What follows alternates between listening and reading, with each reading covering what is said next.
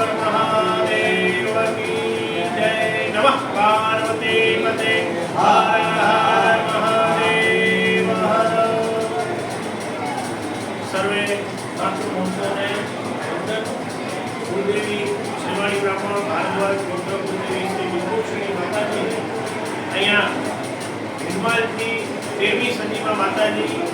महालक्ष्मी माता અને બિંદુશ્રી માતા અને ખેડવાકેશ્વરી માતા અહીંયા પધારે ત્યારે બધા વડીલોએ પાટણમાં પધાર્યા અને ત્યારથી લઈ અને અત્યાર સુધી લગભગ 500 વર્ષ જેટલી માતાજી અહીંયા બિરાજમાન છે અને સમય આગળ વધતા 1955માં માતાજીની નવી મૂર્તિનું અહીંયા સ્થાપન કરે છે અને ત્યારથી લઈ અને અત્યારના આ 70મો પાટોત્સવ ભવ્ય અને દિવ્યતાથી અહીંયા આજે સૌ ભક્તોએ લાભ લીધો છે। અનેક ભક્તો અહીંયા પધારી આ ભગવતીના યજ્ઞનો લાભ લે છે અને અમારા વડીલ ઉપરભાઈ રેવાશંકર શુક્લ જે આદ્યપીઠ સ્થાપક છે અને અમારા બીજા વડીલ શ્રી શાંતિલાલ અમૃતલાલ શુક્લ જેમને અનેક વર્ષો 31 વર્ષ સુધી અહીંયા સેવા પૂજા કરેલ છે અને આ જ રીતે માતાજીનો પાટોત્સવ ઉજવાય છે અને અત્યારના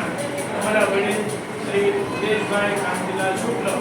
જેમને 57 વર્ષથી અહીંયા સેવા આપેલ છે। એ જ રીતે આખું ટ્રસ્ટ મંડળ છે ગૌતમભાઈ વિજયભાઈ શુક્લ છે, હું આશુતોષ ભાસ્કરભાઈ શુક્લ તથા મારા ટ્રસ્ટ મંડળના પ્રમુખ શ્રી આકાશભાઈ શુક્લ, આ રીતે ઉદયભાઈ વિનોદભાઈ શુક્લ અને કિશોરભાઈ દવે આ રીતે આખું ટ્રસ્ટ મંડળ અહીંયા વર્ષોથી પાટોત્સવ ઉજવવામાં આવે છે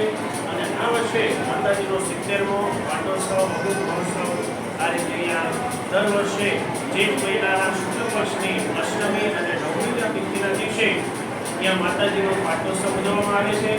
અને અષ્ટમીના દિવસે સવારે માતાજીના ચંડીપાઠ, ત્યારબાદ અષ્ટમીને સાયંકાલે માતાજીનું રાજોપચાર પૂજન, મહાત્મ પૂજન અહીંયા કરવામાં આવે છે। ત્યારબાદ નવમીના દિવસે સવારના 9 વાગ્યાથી લઈ અને સાંજના 5 વાગ્યા સુધી નવચંડી યજ્ઞનું આયોજન કરવામાં આવે છે। તેમાં અનેક પ્રકારના 500 થી 600 ભક્તો અહીંયા આવી ભારતવાદ મંદિરજનો અહીંયા આવી આ યજ્ઞનો લાભ લે છે અને ધન્યતા અને દિવ્યતા અનુભવે છે અને માતાજીને પ્રાર્થના કરીએ કે આ જ રીતે મા ભગવતી આપનો આરાધના કરતા રહીએ। સૌ ભક્તજનો અહીંયા આવી માતાજીના દર્શનનો લાભ લે એક પ્રાર્થના સાથે સૌને જય માતાજી। બોલો વિંધુક્ષિણી માતા કી જય।